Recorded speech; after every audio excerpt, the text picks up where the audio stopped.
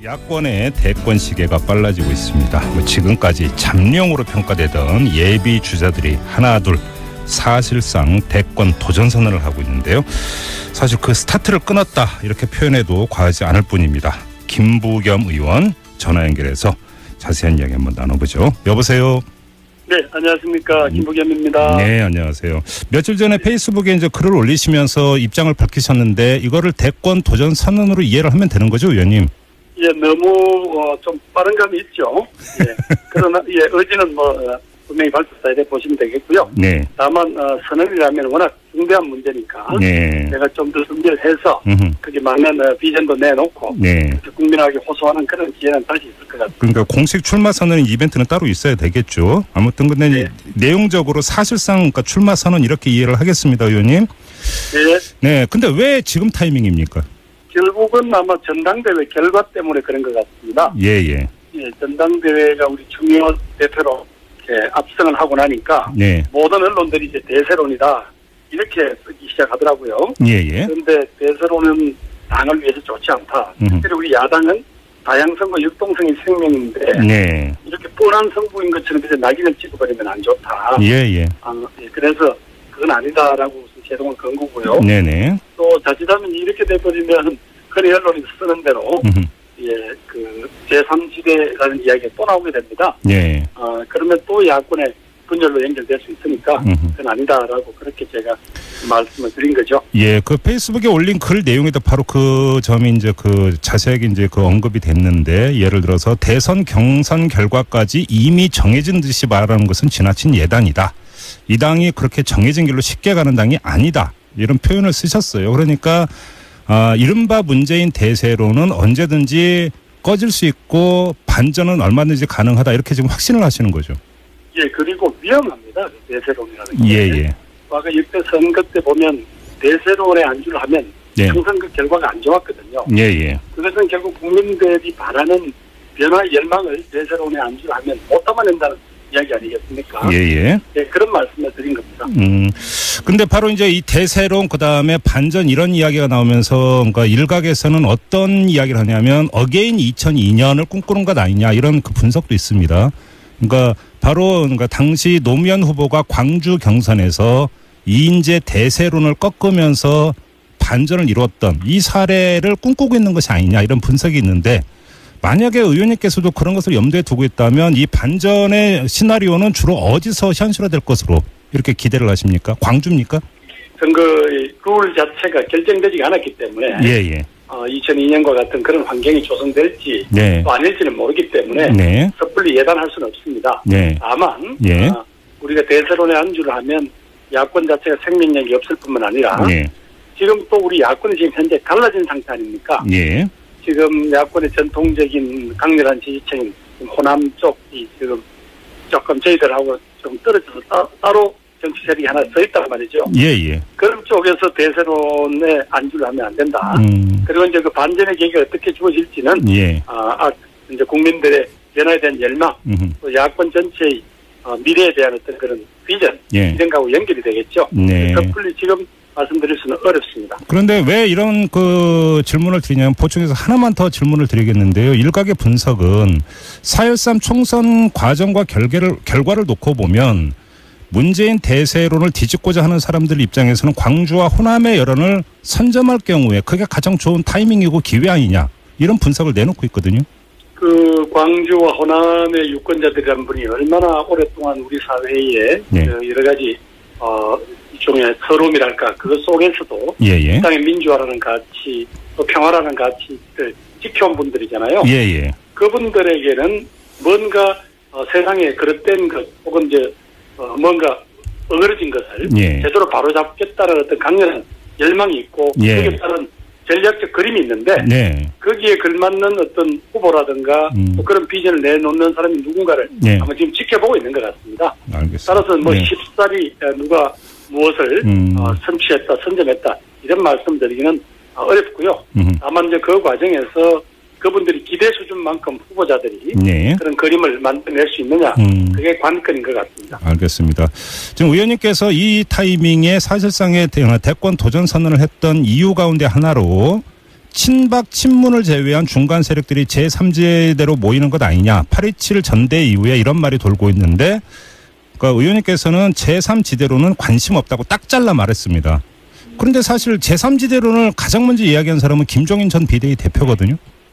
그렇다고 해서 정치 세력으로서 지금 제3지대론을 가장 열심히 이렇게 모으려고 하는 분들은 지금 국민의당에 계시는 분들이죠. 네. 예, 그분들 중심이니까. 다만 양당이 또다시 어느 한쪽으로 세력이 지우치면 네. 이렇게 해서는 국민들이 기대하는 어떤 변화에 대한 열망을 못 담아내니까 네. 뭔가 새로운 지대가 형성될 수도 있다. 네. 이런 말씀을 하신 것 같아요. 네. 그런데 적어도 저는 지난번에 대구에서 선거를 치를 때 이 더불어민주당 간판으로 선거를 치렀고 네. 또 그때 뭔가 야권의 세력을 모으거나 거듭나는 데 기여를 하겠다고 약속을 드렸기 때문에 저는 제3지대에는 관심이 없다 이렇게 말씀드린 거죠. 알겠습니다. 그러면 이 당 내에서 이른바 비문 진영의 그 대표 후보 그리고 유일 후보가 될 수 있다고 기대하세요? 그래요. 어떻게 제가 함부로 단정을 짓겠습니까? 네. 거기에 걸맞는 정도의 내용을 갖춰야 되겠죠. 예. 근데 아무튼 이런 그러면 실질적인 대권 도전 선언을 하기 전 단계에서 주변의 동료 의원이나 이런 분들하고 상의 뭐 이런 것들을 하셨습니까 혹시? 아니 그러니까 아직도 그런 준비 시간이 부족했던 겁니다. 네. 너무 전당대회 바로 넘어가자마자 전부 대세론으로 모든 언론이 이렇게 흐름을 잡아가니까 이것은 아니다. 이것은 야당에게 낙인찍기도 될 수 있다라고 해서 내가 일종의 화급하게 투입된 투수가 말하자면 불을 껐다 이렇게 생각하시면 될 것 같습니다. 예, 그러니까 대세론이 너무나 필요 이상으로 그리고 정도 이상으로 과장돼서 전해지는 것을 빨리 끌 필요가 있다 이런 말씀이시네요. 예, 그리고 왜냐하면 다른 후보자들은 지금 공교롭게도 다들 단체장들을 맡고 계시잖아요. 예. 그런 분들이 당내 문제를 가지고 이야기를 하기는 조금 어려운 입장이 아니셨습니까?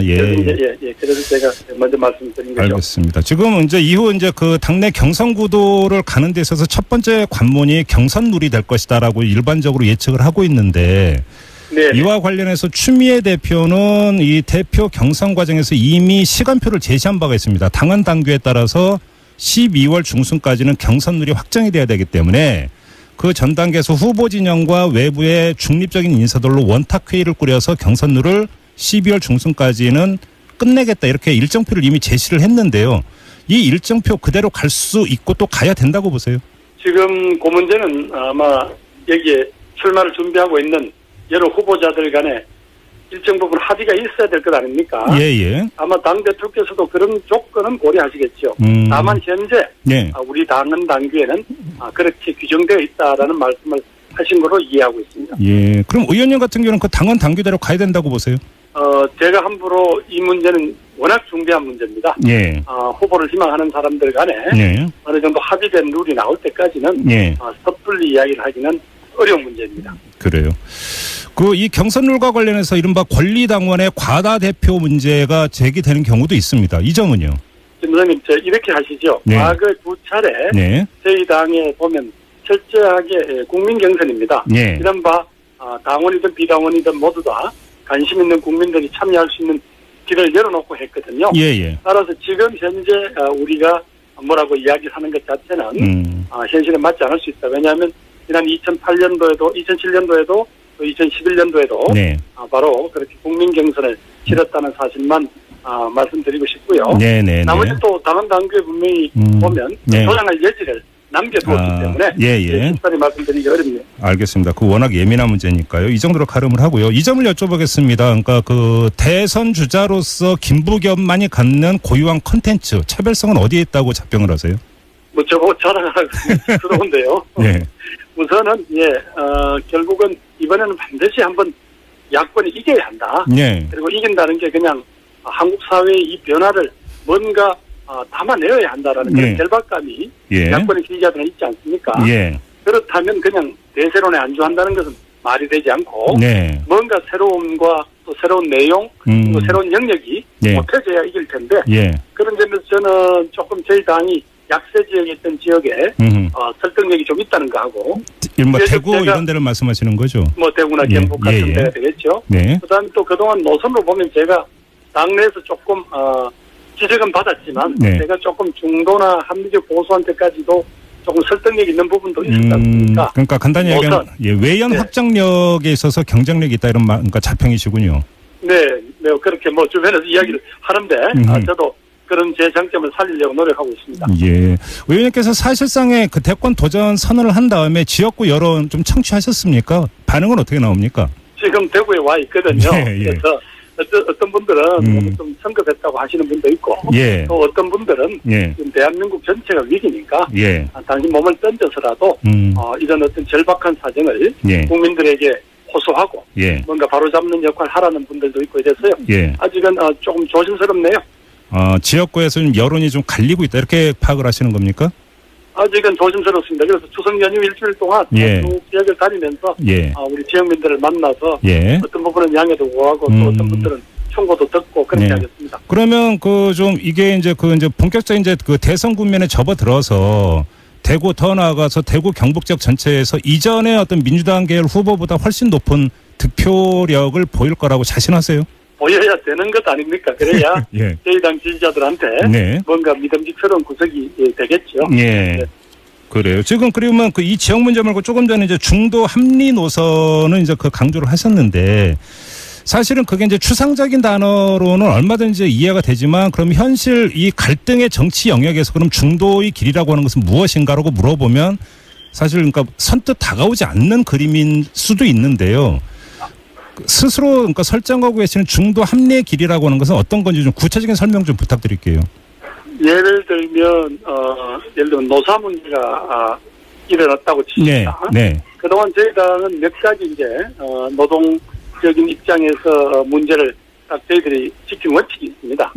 그러다 보니까 문제는 이제 성장에 관한 특히 한국 경제가 이렇게 저성장 구조가 포착화 되면서 성장에 관한 질문을 끊임없이 받고 있지 않습니까? 이랬을 때 조금 우리 지지층으로부터는 욕을 먹더라도 필요한 사회적 대타협이 필요한 부분은 반드시 제시를 하겠다. 또 지금까지 가끔 몇 가지 어려운 난제에 대해서 제가 그런 어떤 중도적인 입장을 가지고 성공한 많은 설득을 해낸 예가 있습니다. 또 예를 들면 지금 사드 문제만 해도요.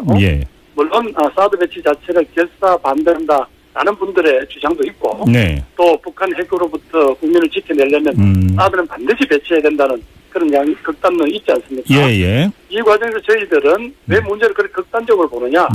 사드 배치라는 것 자체를 중국, 북한, 미국을 설득할 수 있는 전략적 카드로 쓰자. 예를 들면 그런 이야기를 지금까지 하면서 그러면서 북한 사회를 또 북한 정권으로 하여금 국제사회에서 나올 수 있는 말하자면 퇴로를 열어주자. 이런 이야기를 해왔거든요. 그래서 당장 저희 지지층들한테는 조금 어찌 보면 시원하진 않겠지만 사회적 갈등을 풀어가는 데는 그런 자세가 열린 자세가 필요하지 않을까. 그런 이야기를 하고 지금 말씀하신 바로 그 점인데요. 본선에 가서의 어떤 중도 외연 확장력이 그러니까 중요할 수 있겠지만 그 전당에서 경선을 거쳐야 되는 것 아니겠습니까? 그러면 핵심 지지층의 지지가 상당히 중요한데 오히려 반발을 더 크게 키울 수 있다. 이런 약점도 갖고 있는 것 아닙니까? 그렇죠. 그런 어떤 정치인이 자기 입장이나 노선을 정하면 항상 양쪽을 다 만족시킬 수는 없고요. 다만 이제 지금 현재 내년에 야권의 집권을 바라는 분들이 어떤 정도로 이 판을 볼 거냐. 그랬을 때 김부겸이 가지고 있는 이 장점을 그분들이 어떻게 말하자면 받아주실 거냐. 이런 문제가 여전히 남아 있습니다. 그렇다고 해서 갑자기 사람이 표변할 수는 없지 않습니까?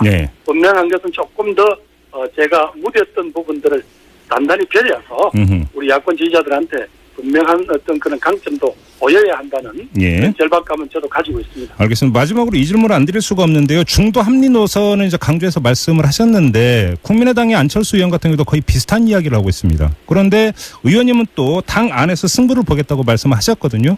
그러면 이 단계별로 예를 들어서 더불어민주당에서 경선에 승리한 다음에 국민의당과의 연합 이 정도는 모색할 수도 있다. 이런 입장이신가요? 이렇게 생각을 하시죠. 결국은 저는 범야권이 지금 뭐라고 주장하고 자기 분야에서 최선을 다하더라도 결국은 대선이라는 큰 게임을 두고는 다시 1대1 구도를 만들어야 어느 정도 승리의 가능성이 커진다고 보고 있습니다. 3자 구도로는 그러니까 진다고 보세요? 그거는 과거에 87년에 그 뼈아픈 패배를 당해봤던 저희 세대들은 그런 절절한 과정입니다. 그러면 일단 그러니까 더불어민주당에 만약에 그 의원님께서 후보가 된다면 그 이후에 범야권 후보 단일화에 그러니까 나서겠다. 이건 수순이다. 이렇게 이해를 하면 되겠네요. 그렇게 뭐 예단을 미리 할 수는 없지만 예. 그런 과정은 피해갈 수 없을 것이다. 예. 말씀드리고 싶습니다. 알겠습니다. 일단 오늘 인터뷰는 여기서 마무리하고요. 뭐 이 대선 국면까지 아마 자주 인터뷰에 모셔야 될 것 같습니다, 의원님. 예, 너무 어려운 질문만 안 해주시겠습니다. 예, 추석 잘 되시고요. 예, 감사합니다. 네, 지금까지 더불어민주당의 김부겸 의원이었습니다.